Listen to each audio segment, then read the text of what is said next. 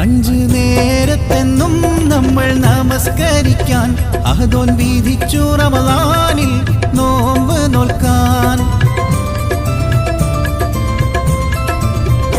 അഞ്ചു നേരത്തെന്നും നമ്മൾ നമസ്കരിക്കാൻ അഹദോൻ വിധിച്ചു റമളാനിൽ നോമ്പ് നോൽക്കാൻ. ഹജ്ജ് ചെയ്തിടുവാൻ സകാത്തേകിടുവാൻ, ഹജ്ജ് ചെയ്തിടുവാൻ സകാത്തേകിടുവാൻ.